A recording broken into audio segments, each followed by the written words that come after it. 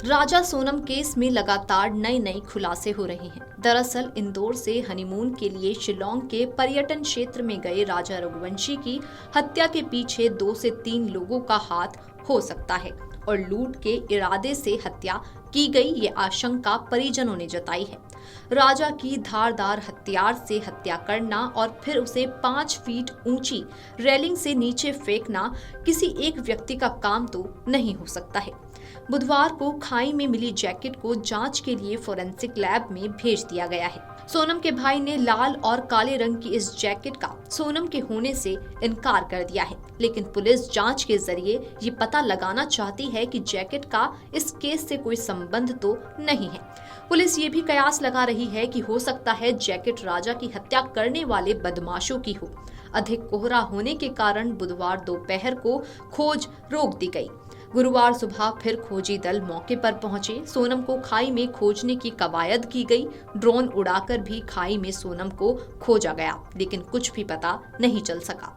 ये जैकेट उस स्थान पर मिली है जहां कुछ देर के लिए किराए पर ली गई स्कूटर रुकी थी। पुलिस अधिकारियों ने जीपीएस ट्रैकर के जरिए पता लगाया था कि किराए पर ली गई स्कूटी एडी व्यू पॉइंट पर रुकी थी। सोनम की तलाश के लिए उस स्थान पर फोकस किया जा रहा है। इस क्षेत्र में एक झरना भी है, वहां भी सोनम को खोजा जाएगा। गुरुवार सुबह फिर खोजी दल मौके पर पहुंचे।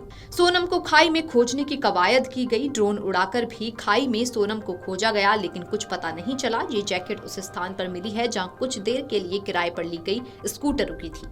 शिलोंग के पर्यटन क्षेत्र में इंदौर के राजा रघुवंशी की हत्या कर जहां लाश फेंकी गई, उससे कुछ दूरी पर लाल और काले रंग की जैकेट मिली।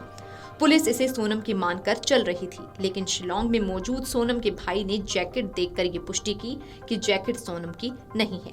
हालांकि पुलिस ने जैकेट को जब्त किया है और उसकी फोरेंसिक जांच कराई जा रही है। हो सकता है कि जैकेट राजा की हत्या करने वाले बदमाशों की हो। फिलहाल सोनम की खोज की जा रही है, लेकिन अधिक कोहरा होने के कारण बुधवार दोपहर को खोज रोक दी गई।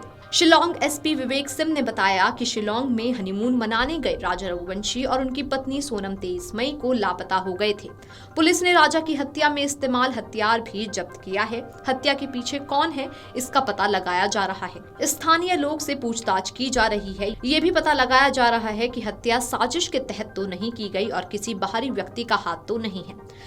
जिस जगह पर जैकेट मिली है उसके आसपास खोज तेज कर दी गई है। फिलहाल परिजनों ने जैकेट को लेकर पुष्टि कर दी है, लेकिन इसको सबूत के तौर पर भी जब्त किया गया है, क्योंकि राजा के शव के पास भी एक सफेद टी शर्ट मिली थी।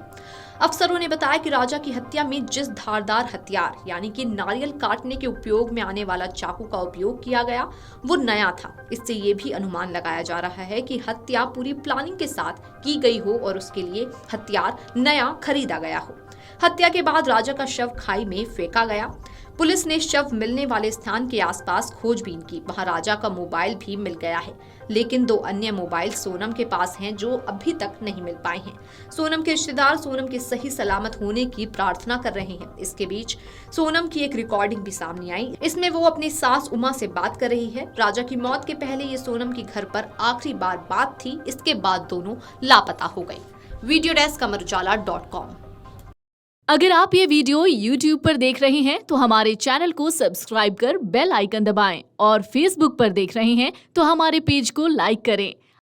अगर आप ये वीडियो YouTube पर देख रहे हैं तो हमारे चैनल को सब्सक्राइब कर बेल आइकन दबाएं और Facebook पर देख रहे हैं तो हमारे पेज को लाइक करें।